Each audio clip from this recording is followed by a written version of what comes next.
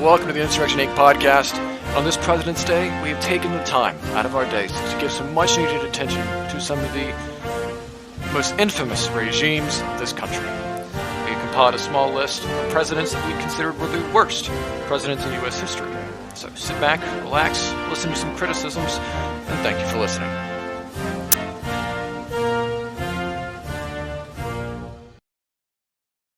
All right, and welcome to the Mike Bloomberg podcast. We have with us Peter. Mike will get it done, right? Yeah, Mike will definitely get it done. Minarchist. No, I'm actually Pikachu the authoritarian now. I'm not a minarchist anymore. We're safe. No, plugs go into the descriptions now. I see. That makes sense. Porter, will Mike get it done? Mike might get it done. Menace, is Mike going to get it done? Mike Bloomberg will indeed get it done. He started Stratty? a business. Stratty will Mike get it done? You can get it done on this dick. He probably will. Big A ice cream. And I'm Jay, and Mike will get it done. This message has been endorsed by Mike Bloomberg for President 2020. All right, where's our check, Mike? Yeah, come on. He owes me $1 million billion trillion. He better pay that by when the markets close tomorrow. Mike, you slid into my fucking DMs. You send me a dick pic, and then you don't send me the fucking money to plug you. What the fuck is going on here, you fucking lizard person? Get the shit show on the road. Yeah, come on. Different kind of plug.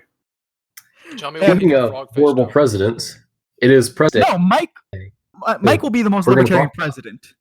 But I didn't say he was going to be a bad president. No, he'll gonna be be great. the best president. Mike will get it. The most libertarian president ever.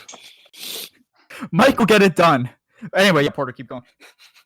Yeah, so in contrast to the wonderful Mike Bloomberg, we're going to be talking about the worst presidents in American history today, since it's President's Day, and almost all of them suck, so we've got plenty of material.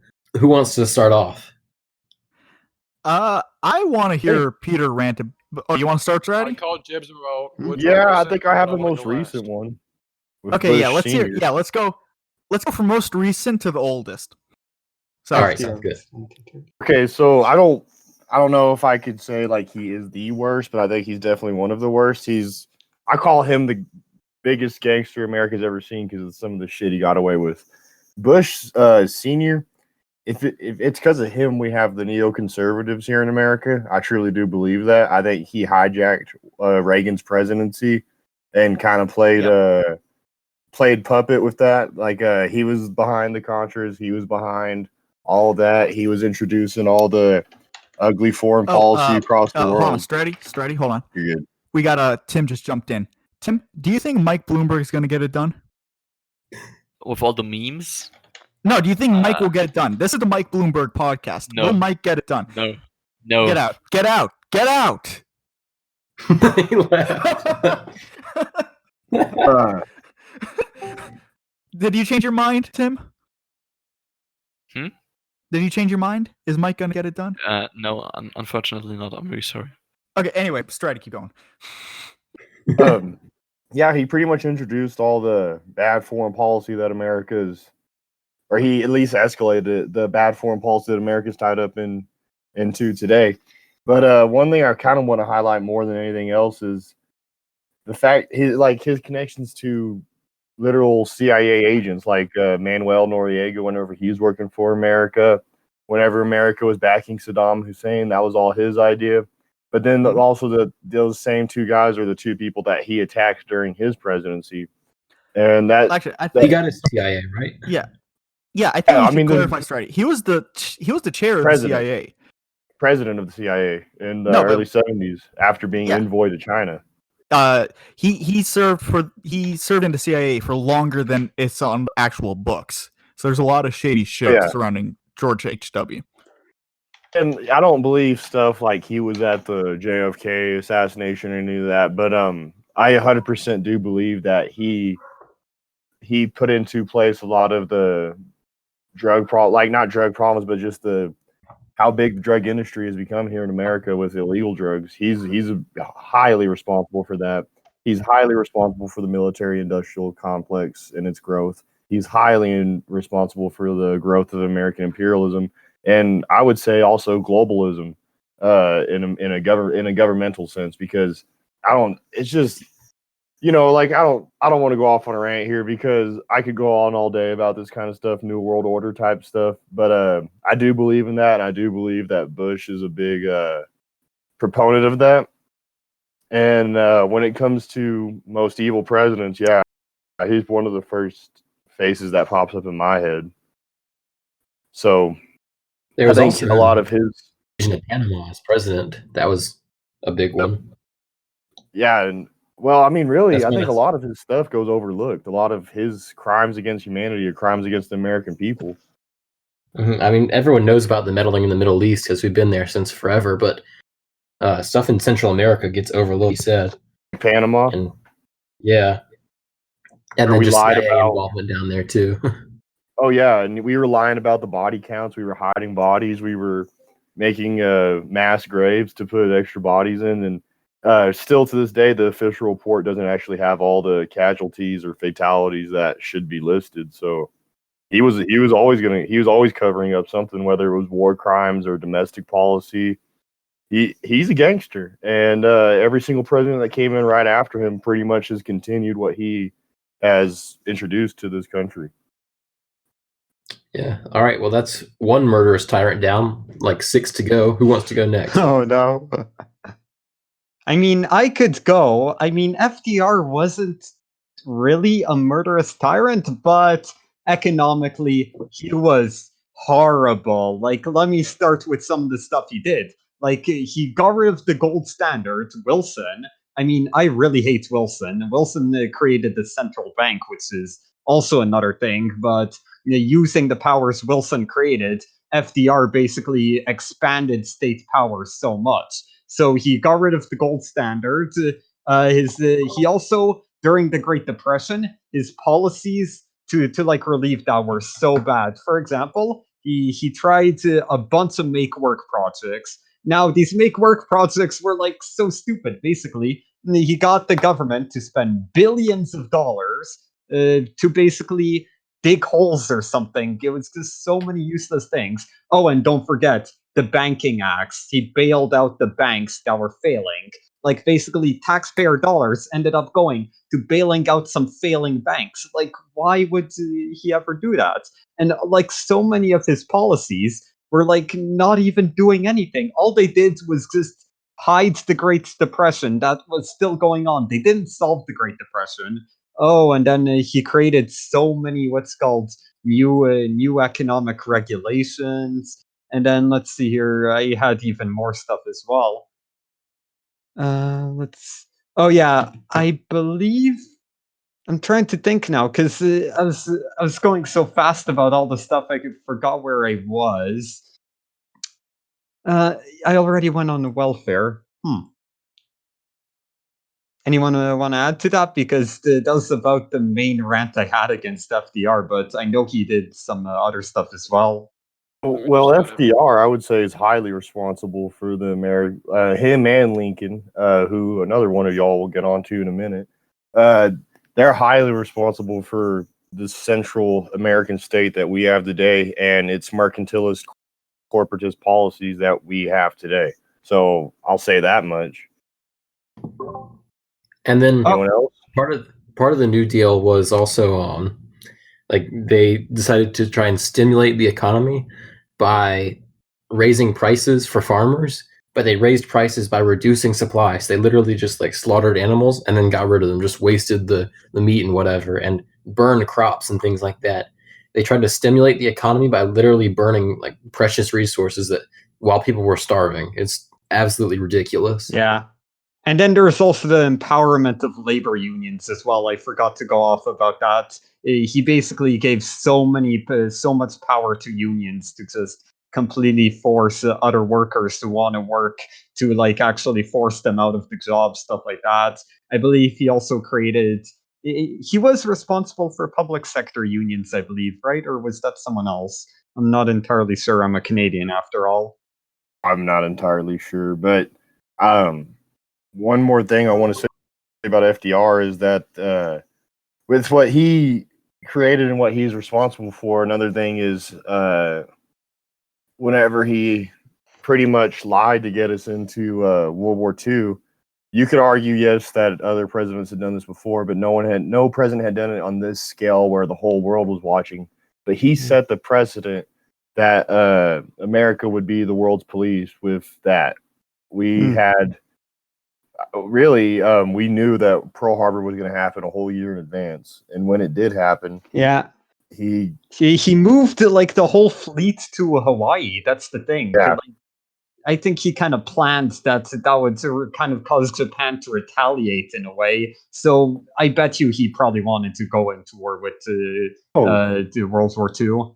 Oh, he definitely did. And that's why he had the embargoes. That's why he moved the fleet. That's why he knew, even though he knew Pearl Harbor was going to happen, he didn't move him out of harm's way. He wanted the war to happen so he could grow the war state and make the growth of the state even more inducing, more big, just off the fact of the state of war itself. And that's exactly what he did. Another thing FDR did, how many of y'all are familiar with the court case, Wickard versus Filbert? One more time. I've heard of it, I can't remember it. Okay, so basically the premise is that there was a regulation during the New Deal that limited farmers to growing and selling 8 or 11 acres worth of crop in order so that all the farmers could get crop out there and then the farmers could make money off the market. Right, that was part of the reduced supply to raise prices. Yeah, that was part of that. But one of the farmers was growing extra wheat. He grew like 20-something acres worth of wheat rather than the 11 that he was allowed. But he wasn't selling the extra. He was keeping that for himself. Well, then the state came in and told him he couldn't do that and took his wheat and just didn't allow him to do that anymore. Of course, then the courts went up to the Supreme Court, but since it wasn't considered interstate commerce with the Commerce Clause, the Commerce Clause, they regulated it anyway, even though he wasn't sitting into the market. They argued that since he wasn't buying other farmers' wheat, it was hurting the economy overall. Not one person doing that. And if obviously their argument was that it set a precedent for all the other farmers doing that as well. So they regulated something they weren't even constitutionally allowed to regulate. And that just slipped through during the Roosevelt's time. Yeah, So if and that just shows anything else about him. I was out of this for a minute. Do you guys mention FDR packing the courts? Oh, no. Because that is what led to that and Korematsu versus the United States, where, FDR threw the Japanese in internment camps, even their family had been there for generations. Mm-hmm. None of that would have happened if FDR didn't do the radical move of getting rid of all the Supreme Court justices that were already there and then putting his own guys in there. Well, he didn't exactly do that. He tried. He threatened to do it, and then the court basically just rolled over for him. Yeah, so he a lot of them just died anyway, and so he got to replace a bunch. But it was the threat of court that made them just bend in his favor anyway, basically. Yeah, so it's you can't really gloss over FDR without glossing over packing the Supreme Court, which was what allowed him to do so much of the fucked up shit he did. Yeah. Or for that matter, we didn't really talk much about the concentration camps until you just mentioned that. It is probably the most outright racist thing in American history, other than like chat house slavery. Like that is. Yeah, were there Japanese internment camps in the USA under his presidency? Yes, that's what I'm talking about. Yeah. Yeah, I've had so I once got into it with Alan Dershowitz, and that's a story. That's a full story for another day, but basically, Alan Dershowitz, who was a constitutional law professor, denied that Korematsu versus the United States ever happened. Meaning he denied that FDR ever threw the Japanese unconstitutionally into internment camps, violating all of their due process and all of their rights as American citizens. We literally learned that in Canadian history that happened. Like when we briefly have an American history unit, that's something there that FDR did, even though he's praised in like everything else. We learned that he did intern the Japanese. So that's like a weird equivalent to like a Holocaust denier, I guess. Yeah, somewhat. Yeah. There wasn't a genocide, but they were still discriminated against, and they were still thrown into like camps, or they were like monitored still. I mean, it was a quasi-genocide. Most of their property was liquidated and sold off, and he did something like that with his tax rates too. He added like a 79% income tax of incomes over 5 million. as well as also he tried to redistribute some income as well of higher income classes Yeah, with his tax policy. and Eisenhower actually continued that that super high tax rate. The thing is that barely anybody ever paid it because it's so easy to manipulate the tax code. Mm. In retrospect, that tax code is actually better Yeah. than the one we have now because this one is more bulletproof.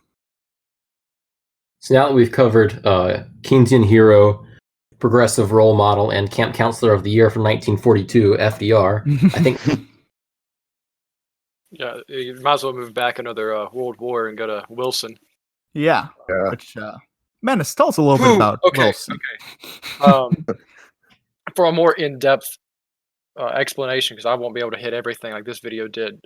Alternate History Hub. This is where I'm getting most of this information. Is Alternate Actually, History did a Menace, video. before you start, there's actually this podcast called the Dangerous History Podcast, which the guy is doing a series on Woodrow Wilson that I think you would really like. It goes fully in depth to his life. I think he was born in South Carolina. Actually, it's worth mentioning. My state. Was he? I've been by his childhood home before. Yeah, I'm gonna look it up. been tempted to burn it down. Alternate History had made a video on what would happen if Woodrow Wilson never got the presidency, and he goes into so much detail with the trouble that Wilson caused by entering World War I. Wilson was born in Virginia. Okay, well, he lived in South Carolina for a time then, because he has a family home here that I've seen. He lived around the South. He lived in a few places. Yeah. But no, because Sorry Wilson about went into that. World War I and was obviously America didn't do all that much in World War One. I mean, the war was already bogged down to begin with, and it would have probably ended in a ceasefire regardless. I mean, just the morale boost of American soldiers there was basically it. Still 320,000 American casualties. Yeah, there's still. Don't get me wrong, a lot of them died. But Wilson's 14 points. I believe it was 14. Yeah. Obviously, and then of course the League of Nations started the idea, or really mainstreamed the idea of globalism, and of course getting our noses put into places where they don't belong. And the Wilson doing that and coming up with the 14 points actually ended up causing World War II. Actually, you might want to throw the Treaty of Versailles in there. Oh, I'm getting to that.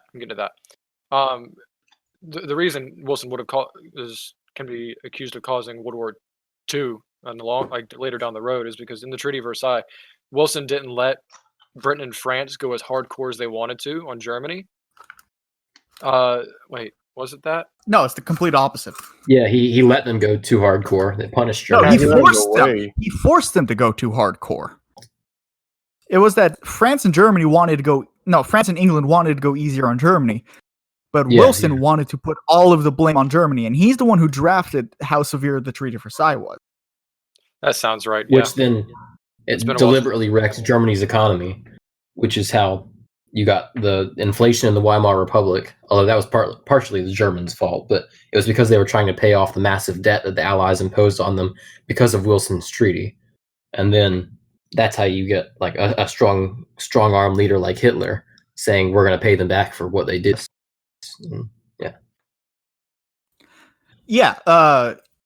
Honestly, and also, if the United States had never gotten involved in World War I, there also would not have been a Soviet Union, because the Tsar was forced to spend more time on the front lines instead of focusing on the revolution that was going on in his country when the United States entered. Mm-hmm. There was something else, but I completely forgot everything I was going to say. It's very hard to do a concise thing about Wilson because of how shit he was. Yeah. Yeah. So you're telling me It's very hard to do a concise thing about any president. Yeah. Oh, and Menace, talk about Bush, I feel Can like I missed a lot. In my comments now. What, Porter? You're telling me it's Wilson's fault that I have to deal with tankies in my comments now? Yes. Yes, it is. It's his fault. Oh, It's FDR's fault that libertarians aren't called the liberals anymore. Yeah, That's but true. Menace, talk about a little bit about the creature from Jekyll Island and how that wouldn't have happened without FDR. I mean FDR Wilson. Hold on. Wait, it was right there. God, I'm an idiot, bro. I can't remember anything. Now, see, if we had Mike Bloomberg as president, this wouldn't be happening. Mike would have gotten it done, bro. Mike would have got literally everything done. He's glorious. His environmental protection, his welfare, glorious. Bernie Sanders, fuck that. Trump, fuck that. Mike Bloomberg, he's our guy. He gets it done. Good old frog face lizard Our skin. guy. He will get it done. There's gonna be big gay ice cream for everybody if Mike Bloomberg wins. Okay, we're getting too Amazing. optimistic. Let's talk about the Fed. I can't remember what I was gonna say, bro. Whatever. Just move on to the next one. It'll come back. Okay, to you later. I'll jump in about the Fed. That Yeah. we had two central banks before the Federal Reserve, and both of them had failed. They led to economic disasters in the 19th century, and Andrew Jackson actually let the second one, because the first one, it had a limited charter, and because of the failures of it, there were a lot of skeptics of central banking in the country at the time.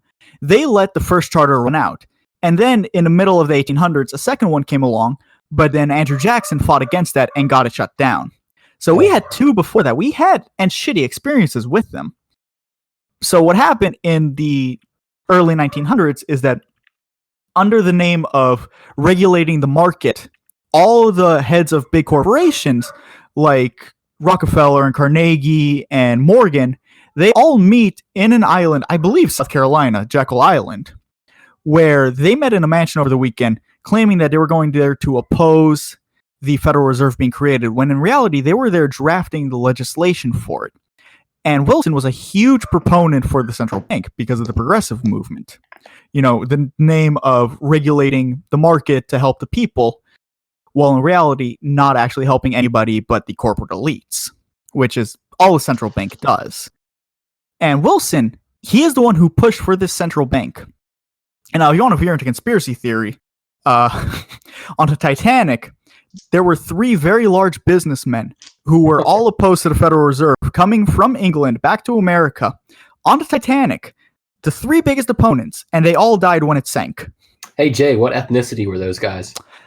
All of them are Jewish. Long nose gang. All three of them were surprisingly Jewish. And I remember I got into a fight with somebody for like 2 days because he wouldn't stop fucking DMing me about it when I put it on my story.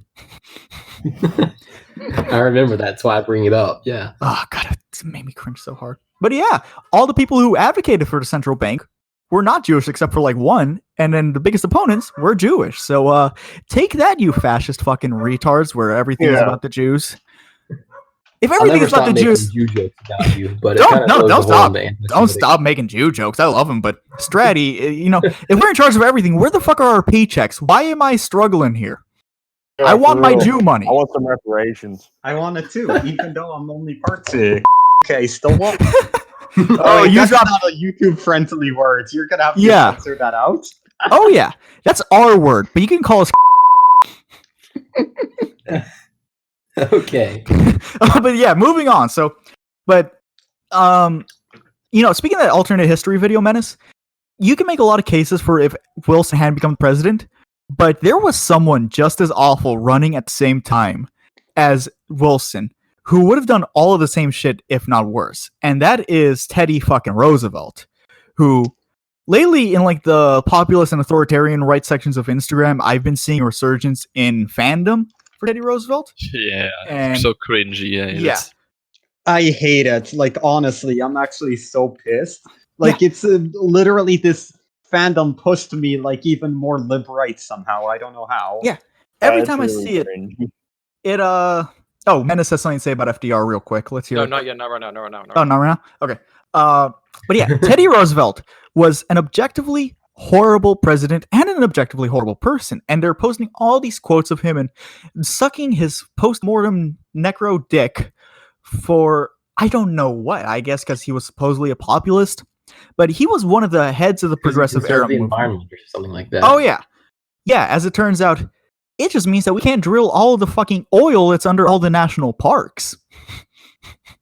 Yeah, he was one of the first imperialists. He wasn't the first imperialist, but he was for the big push of 20th century imperialism.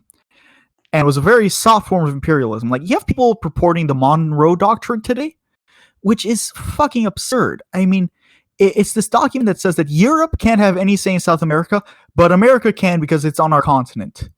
Well, why would any of us have a say in what happens in South America?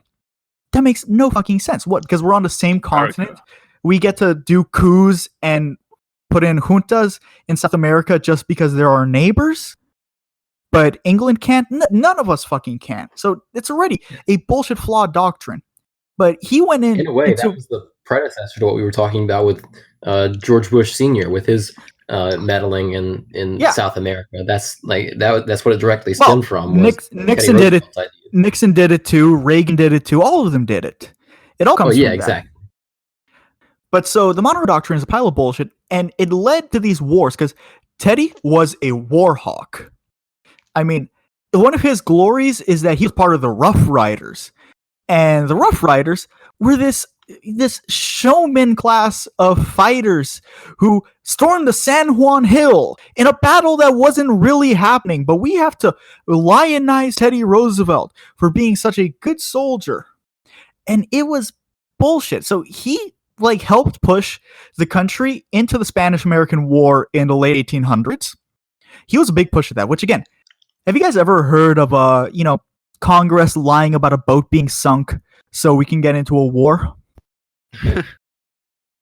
Because that all starts with the not the Lusitania. I forget the name of the ship that was sunk. USS Maine.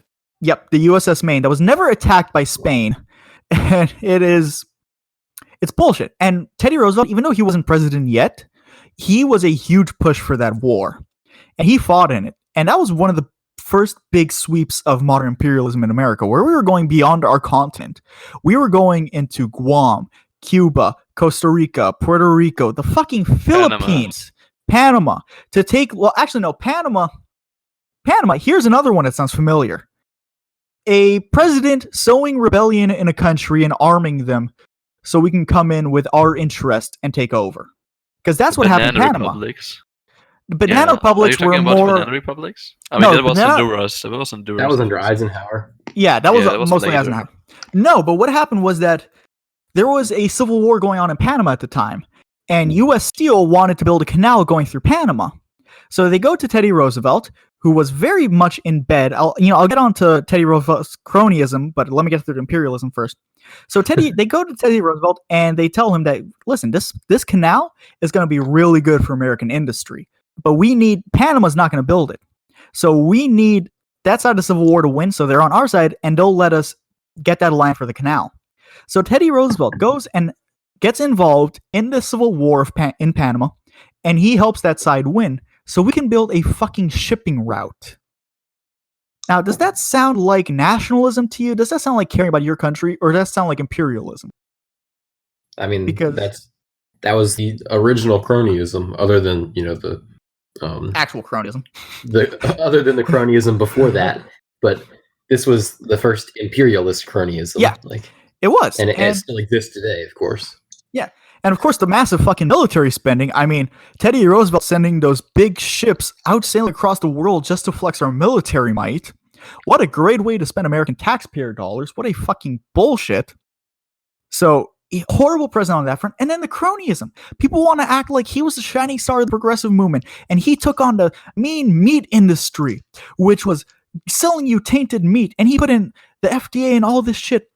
And it's all built on lies. I mean, The Jungle by Upton Sinclair, which everyone claims is the truth, that you're taught in high school history class, that this is the truth, that the meatpacking industry was just this dirty, disgusting thing. Upton Sinclair came out and said that, yeah, this was creative fiction. Like, it was realistic fiction. The photos were fake, the stories he put in there were fake, and it still taught us the reason why we needed food regulation. Like, we understood botulism for 100 years before that with canning food. But what actually happened was that the meatpacking industry was in a bit of a tariff war with Europe. Because Europe has always been very protectionist, and Rothbard writes about this. I can link the article in the show notes page. It's a very interesting article that he wrote about, I think, in For a New Liberty, but I can't remember. I think it was For a New Liberty. So what happens is that Europe is trying to protect their meat industry because the American meat industry is outgrowing it and beating them in prices. So Europe starts putting all these high health regulations and tariffs on American meat. So their industries can withstand it, but the Americans can't. So the American meatpacking industry goes to Teddy Roosevelt and they say, hey, we need regulations like Europe so we can actually start shipping our meat to Europe again. So Teddy Roosevelt goes, okay, you're paying me. And then Europe, in response, raises their regulations again. And the meatpacking industry comes back and says, we need more regulations. So it started as a cartel movement to artificially inflate prices of meat and to set these standards that are going to push smaller meat makers out of the industry and help the meatpacking industry that was established become even bigger and keep shipping to Europe. So he was a cronyist at home too. All of those progressive regulations were not there to help the little man. They were not there to help industry. They were there to protect the corporate elite and to keep this shit going. And then you see crap like the national parks. Like the government had any right in the Constitution. I mean, the government has no right, period. But you're looking through their framework. In what power does it say in the Constitution that the federal government can own large swaths of land? You cut out there a little bit. Where did I cut out? Large swaths of land. Oh yeah, no, that's where I finished. Where does it say that the government can own large swaths of land like that? Yeah, and most of it was taken from Native Americans in the first place. Of course. Yeah, so they're stealing the stolen land, and then they're saying like, oh, you can't do anything with this. But then, of course, we see that big corporations can still come out and buy that federal land and build something there. It's just the little guy can't go and build a house there. So this progressive protection. Yeah. Go ahead. No. Just go ahead. Okay, yeah. The last thing I've seen, like some of the national conservatives or populists praising him for, is his supposed trust busting, which a lot of the time was just like bigger cartels taking over smaller ones. Yeah. But it also, I mean, the irony of government telling a business that they're too powerful is never lost on me. Oh, it's a monopoly on violence. A monopoly on violence, telling someone else that they have too much power. Let's go into the real history of this, because of course you're taught the fake history in school. If you actually just look at the actual records, Thomas DiLorenzo has a very good Mises U lecture about this that I love watching on YouTube. It's about the myths of market failures, and he goes into natural monopolies. Now, something that even mainstream economists will recognize is two things: that natural monopolies cannot exist. There is no natural monopoly. Thomas DiLorenzo did the research, and he found that at the end of the 1800s, even in small cities, for things like electric utilities, which were taught as a natural monopoly, there were 5 to 6 competitors per town. Yeah, there's a great, I don't know if this is what you're talking about, but there's a great article version of this too, like written article, not just a speech that he did. I think we can probably link that in this page, right? Yeah. Yeah, it's worth a read for everybody, especially people who are, I assume some of our listeners are probably pretty young, might be taking like a micro-econ course in high school or maybe in college. And one of the like biggest things you're taught in that class is the natural monopoly theory, especially with like utilities and stuff like that. Or it's the Beers Diamond Company. It's just an absolute falsehood. It's a falsehood. And Standard Oil, at its largest, had 60% of the national market share. Does that sound like a monopoly? 60% of the market share. Duh. Yeah, of course that's a monopoly. Monopoly, one company ruling everything, having 60% of the market share, really makes sense. But then it benefited Standard Oil even more to be broken up into small subsidiary companies, because now those small subsidiaries dominate the majority of the market.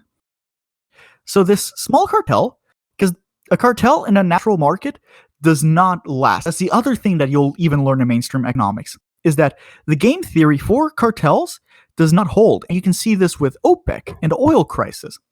It's that the competition, they will internally compete. There's no incentive for them to keep true to their word and keep a price artificially high when they can lower it and cut their partners out of the market.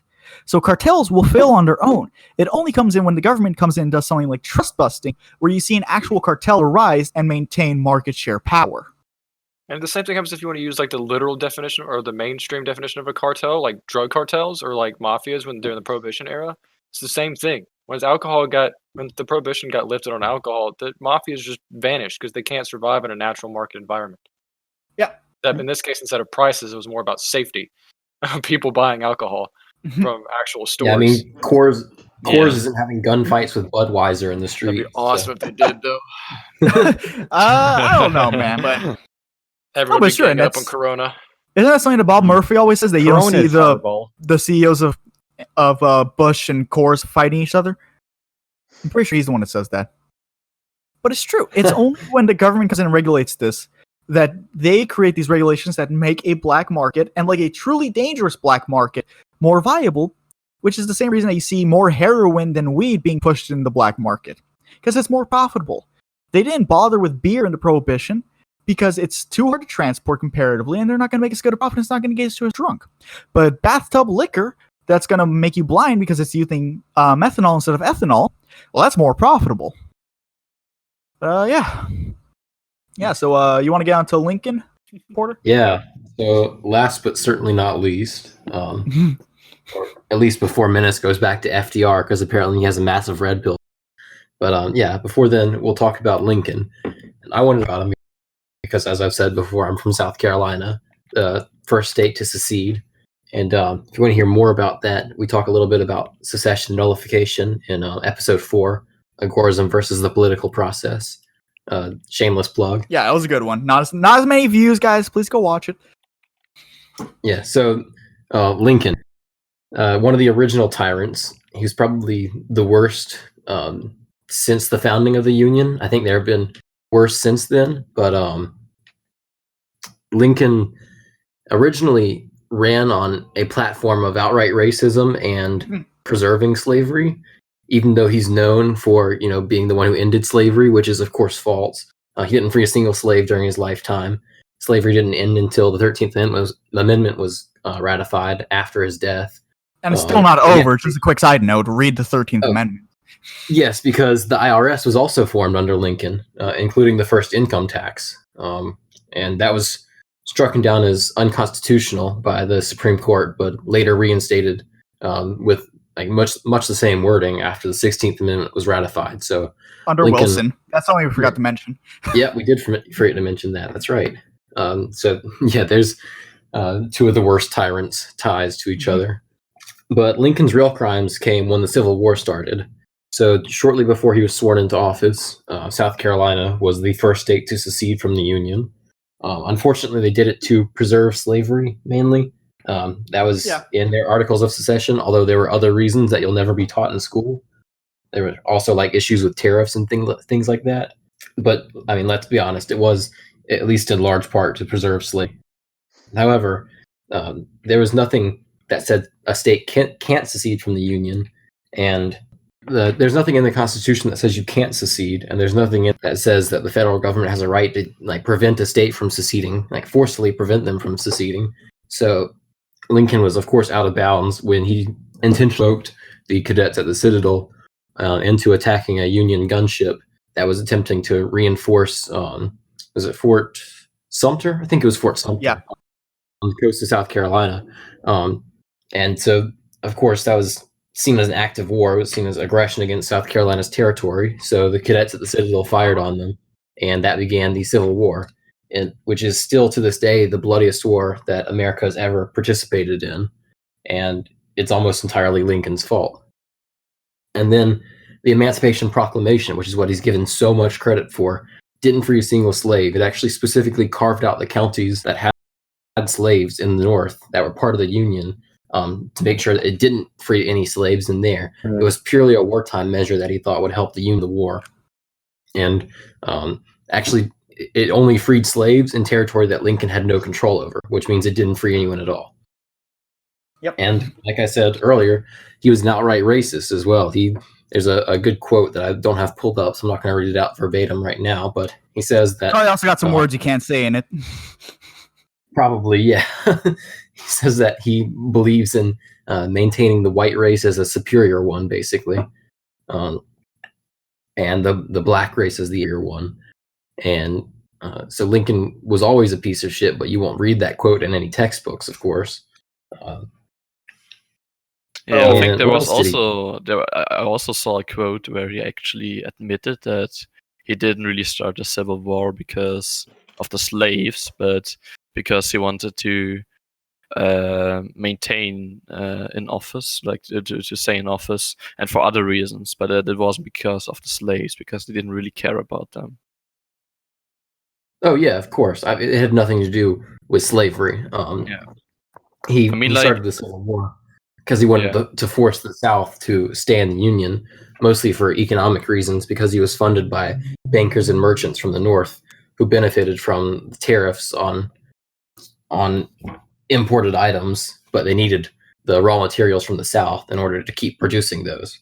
So it was really nothing. It had nothing to do with slavery, and slavery was only brought into the equation when it became convenient for Lincoln and when he thought it could help him win the war. Yeah, I think like in the general public, it was like slavery was seen as the motive, or like it's part of the motive, and I think like he probably tried to trick the public and just to legitimize the war, like with the slavery that the war happens because of slavery. I guess it was just like probably coincidence which really helped him to justify the war. And I mean, like you said, there were also some slaves in the North actually. Oh yeah. Yeah, if he wanted to free the slaves, he could have freed the slaves in the North. It intentionally carved out counties like down to the county line that had slaves in the North to make sure that they were excluded from the Emancipation Proclamation. Yeah. And also, Lincoln also refused to sign several bills that had momentum in Congress that would have brought a peaceful end to slavery, a gradual end. Yes. And Stratty has read The Real Lincoln by Tom DiLorenzo on my list. I haven't gotten to it. But yeah, that's one of the biggest things is he had plenty of chances to free the slaves without a war. There's no such thing as an inevitable civil war that had to happen for slavery to end in the United States. It was on its way out because of economic reasons anyway. Yeah. Bob Murphy has some good stuff about that. And, what's up, sir? According to the Real Lincoln, America is the only country that did not end slavery peacefully. But no, there's another one, Haiti. I would say Haiti on the other one. Yeah. But like the legislative process to get rid of that, I mean that didn't take a whole war. That was just one uprising. You know what I mean? That's what I'm like. I think that's the point the book makes. Like there was never any other wars except here in America. Go for it. You're good. Yeah, so to say it was inevitable and that it wasn't Lincoln's fault. No, but also that the North had this, because you see a similar thing in Brazil, where the northern part of Brazil had slavery outlawed and the southern part of it had it legalized. And so it was very corollary to the United States. Difference is, in Brazil, they didn't have the Fugitive Slave Act. So if you were a slave who ran away from a plantation in southern Brazil, you could escape to northern Brazil without being sent back. Whereas the United States had the Fugitive Slave Act, and nobody got rid of that. It was one of the first actual state police forces. Well, yeah, that's true too. But also, they had the Fugitive Slave Act, except You're cutting out again. You cut out there. Okay, yeah, I had two more things. So the two other things that I can think of that made Lincoln one of the worst tyrants in American history was he suspended habeas corpus. He arrested draft protesters en masse without giving them a reason for detain by suspending the writ of habeas corpus unilaterally, which obviously a president can't do that. He's not supposed to do that, even through the government's framework that gives the president a lot of power anyway. But so that was a complete overreach of his powers and set a precedent for new executive powers, new police powers that future presidents would abuse even further. And then he also jailed dissidents and newspapers that printed negative things about the war and about his administration. So it was an attack on free speech as well. Oh yeah, he threw journalists in prison. But the thing with the Fugitive Slave Act is if that was gotten rid of, then you could have ended slavery in the South peacefully because they would have just been losing so many slaves that they had no choice. But the second that a slave crossed to the North, and it wasn't even just slaves. Like if you were just a black man, a free black man in the North, a fugitive slave capture could catch you and put you into slavery that you've never been in. Yes. Yeah, I think there's a movie. What's it called again? There's 12 Years a Slave. Yeah. I think like there's a case for the guy involving in the movie as well, that he was never a slave, but he was just catched for some reason, and then brought to the South, even though he wasn't a slave before, and he was just like trapped basically there. Yeah, and that's what happened a lot. So if the United States did not have the Fugitive Slave Act, then you really could have ended slavery without a war. just by forcing the South to lose enough slaves if you had welcomed those slaves into the North. But they didn't. Well, and here's one more thing, like before we go on to anyone else or whatever, about Lincoln and how he really didn't care about black people or the problems. Well, not only was he a huge supporter of the Fugitive Slave Act whenever he was a senator, or my bad, I forget what he was, but whenever he was a lawyer, he took on literally thousands of cases, and in his 23 years of litigation, he never defended a runaway slave, but he did defend a slave owner. Hold on, I'm getting this. So I'm getting this from the book by Di Lorenzo, but yeah, he pretty much argued that since that he argued in the right for slave owners to own slaves. He argued that it was constitutional. I don't know if any of y'all touched on this, but his big move for getting rid of slavery in America wasn't even to necessarily get rid of slavery in America, but just send all the black people back to Africa. He wanted to send them back to Liberia or anywhere but Africa, anywhere but America is pretty much what he says. And another thing y'all didn't touch on, and actually it's kind of funny because I'm doing my so I was gonna actually say this to y'all, but I'm getting to actually use this book for my college history class, and I'm doing my research paper on the war crimes committed by the Union in the Civil War. But a lot of people don't realize this about Lincoln, but Lincoln was the first really guy to go against the Geneva Convention, to go against all the rules that were put in place. I forgot to mention that. I thought about that and forgot to say it. Yeah, go ahead. He literally, all the armies that you know of today that have adopted all these sick, barbaric, evil, sadistic practices where they go into cities and they burn down the towns and take all the property and rape all the women and all that kind of stuff. That was started by Lincoln's, the orders he gave the Union armies when they walked through towns in the South, through their marches through cities like Atlanta. And it doesn't matter who you're talking about. They were directly inspired by Lincoln and his operations with what the orders he gave Sherman.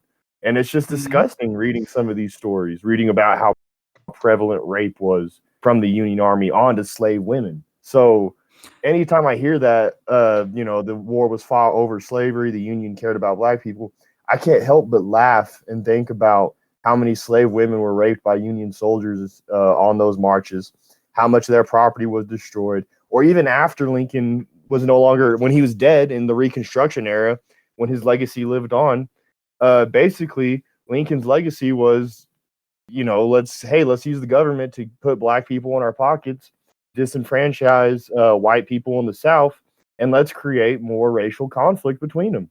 And that's it's a big reason for a lot of the racial strife we have today, especially for a lot of the economic depression and racial strife we have in the South, especially. But Lincoln's just a big time tyrant. I'd just like to point out something. I'm just looking at this up because I was actually kind of curious. The first Geneva Convention was done in August of 1864. Signed 22nd of August. Sherman's march to see where all this awful stuff happened was literally 2 months later. But no, was that in response to Sherman's march? I believe that is what De Lorenzo says, that it was in response. That's crazy. I didn't actually know that. I could be wrong. Sherman's march was from November 15th to December 21st of 1864. The first Geneva Convention was done in August 1864. So it was done beforehand. So not only, although according to the Wikipedia page, I'm not saying if the U.S. signed it or not, but literally months after the first portion of it was done, all of it was broken by Lincoln in the Civil War. Yeah. And something you forgot to mention about Sherman's march, he fucking destroyed Atlanta, and they used a lot of the same excuses that we use today for killing, civilians en masse with drone strikes. They were saying shit like the Confederates use women and children as human shields, so obviously we need to shell neighborhoods in Atlanta and burn the fucking city down. I mean, that makes it okay to murder the human shields, right? Yeah, of course. What else are they supposed to do? Yeah, of course, dude. No, Lincoln was absolutely terrible. Was there any other presidents after that we were going with? Because I have a couple things I want to say about a few other presidents. Get back to that thing you want to say about FDR. Okay, first, before I get to that, there's one thing I want to say about Jefferson, actually. Oh wow. Okay. Rothbard points this out. I don't remember what book he says it. That what was it called? The Louisiana Purchase was unconstitutional. Yeah.